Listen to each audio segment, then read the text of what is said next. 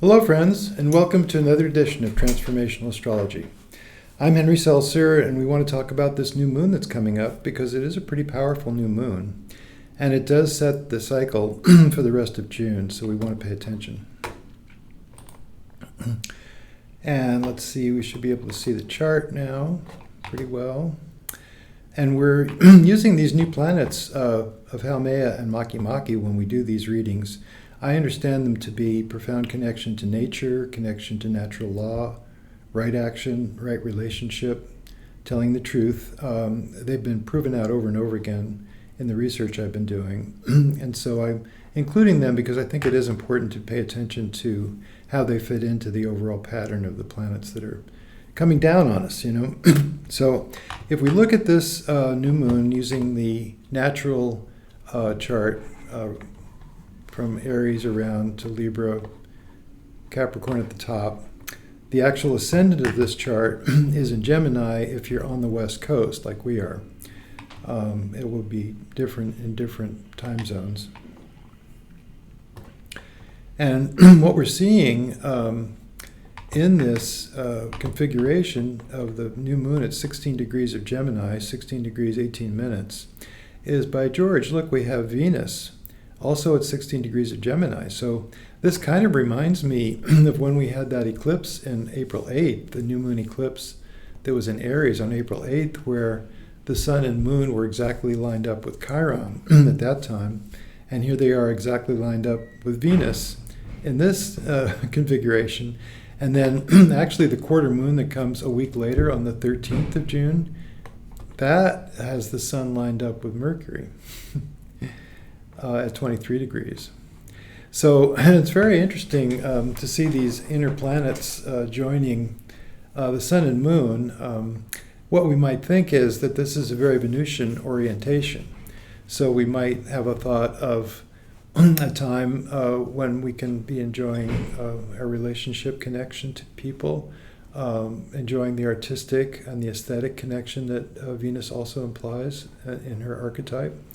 We might also recognize that a lot of what we do is based on community. I mean, it's one thing to be Gemini and thinking, and there's so many planets in Gemini, including Jupiter and Mercury, a lot of thought process going on there. But really, another, the higher octave of Gemini as far as the esoteric rulership is Venus. So it's very interesting to see Venus in Gemini right on this new moon.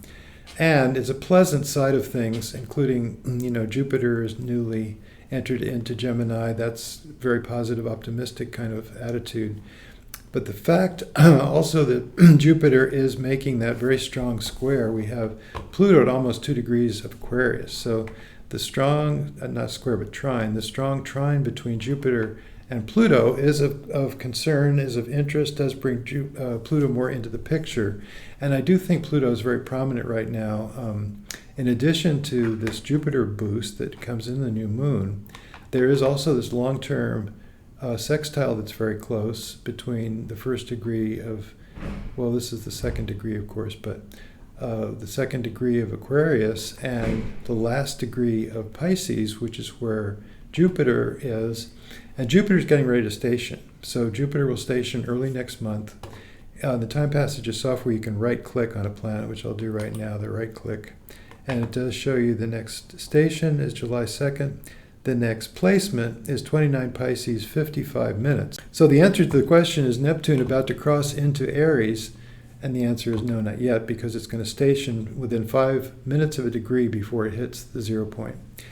And then interestingly, also we have the Saturn position at about 10 degrees behind. And if you remember what Rick Tarnas talked about in terms of these outer planet world transits, he called them, was that they were active for 15 degrees on either side of the actual conjunction. So we are in a Saturn-Neptune place right now, which is not an easy place because they are antithetical. Saturn has to do with the physical plane, being here, being right here and right now, and the limitations of that. Neptune has to do with transcending those limitations, going beyond, seeing things from a mythological or a mystical perspective. So the combination is a little bit problematic. You could think of it as we are grounding the mythology and the mysticalness of life in our very actions, so that we are more aware of that other side, that important other side that's always present, that's always there. It's important for us to know. So in one way, it's bringing that closer to us because grounding it. But in another way, the problem with Neptune sometimes is the fantasy or the idealized or deception, self-deception perhaps, can make it a little bit foggy, the clarity of our necessary perceptions in terms of practicality. What do we have to do? What do we have to achieve to make ourselves function, to get through the day to day? And that could be a little messed up now with Jupiter, with not Jupiter, but Neptune in that conjunction that's forming, and it will, Saturn gets closer and closer.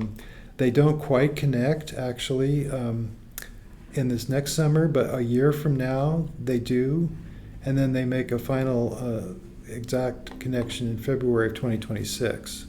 So that's coming, it's getting closer and closer, and it is part of the scene right now. And I think we can ask ourselves about truth when we see something coming along like this. To what extent are we living in fantasy and tales, and to what extent are we grounded in concrete reality? And that is something that is pretty much in the zeitgeist, I think, with the various different impressions of things. Which is the true story of Gaza? Or is Israel defending itself, or is it overdoing it and killing too many civilians in the process? And of course, a lot of people come down on both sides of that question. And there's a huge call for a ceasefire now that's even being echoed by the administration in Washington, D.C., the Biden administration. So there's all kind of things there. And of course, Ukraine, again, Russia says they're doing what they need to do. And meanwhile, the Ukrainians feel like they're being invaded, and a sovereign country is being taken over by its neighbor.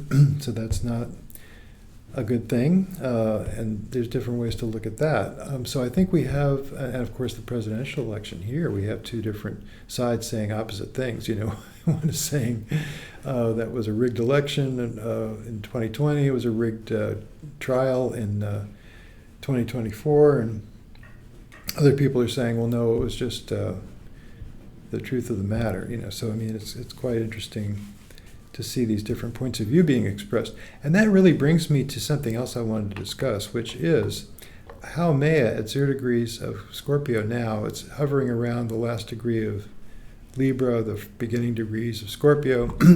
That has been a long term, this is active from February of 2023 with Pluto. And so, to me, that whole thing with how Maya and Pluto has to do with telling the truth. That has to do with what is right action, what do you have to do, is there a downside to that, a dark side to that, can it be co-opted, is there a way that it's not being done in the proper way, and so I think this whole thing about lies catching up to you is very much part of this entire square alignment between Haumea and Pluto that's been going on, as I say, for a year. And we've seen in that past year, since April of 2023, we have seen over and over again various different court cases having to do with the 2020 election, and was it rigged, were the machines rigged, and Dominion voting machines got a huge settlement against Fox News because they were supposedly, Fox News was deliberately defaming the Dominion voting machines, which there's nothing wrong with them. So all these things coming down, including the various Trump trials that are going on and all this stuff back and forth between the two political parties, I think is just very strong. And it's even very strong in this particular new moon configuration because of these very close sesquiquadrate aspects you see between, it would be like the 15 degree mark would be sesquiquadrate to the 0, and sesquiquadrate in the other direction to the Pluto.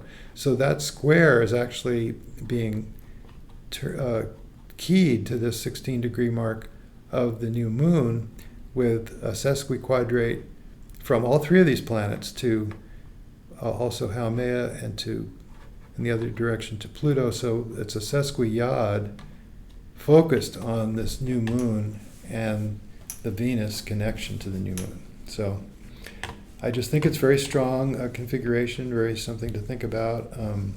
Keep your eyes open. Think about all these things, including the fact that we have Eris and Chiron. The midpoint is around 24 degrees. 24 degrees Taurus, one sign over, is Uranus. So Uranus with Chiron and Eris, you would say recognizing a painful situation, having deep intuitions about it. You could say sudden flare-ups of a painful situation, the surprising effects of the war that we're seeing. There's always a new story every week about what's happening in these various hotspots around the world. So it's a tough time. It's a time that we really need to just focus on what we believe ourselves. What is the truth for me, myself? What can I really stand for? And go with that and stick with that. That's what I say. So I think that was about it for this new moon configuration. Very interesting, of course, that we have all this Gemini and thought process going on. We have a chance, don't we, to think things through. And we maybe better take advantage of that. So that's what I had for you, friends, just to say that when the times are tough, the tough have to get going. It's a difficult situation in the world right now, and all we can do is keep on keeping on. We just have to do our best by our lights, by our thoughts, what we believe, and just try to help when we can, tell the truth as much as we can, and have faith in the universe to have her back. If we just hang in there, the arc of the universe bends toward justice. Martin Luther King said that. So I'll leave you with that thought. Take care. Talk to you again soon.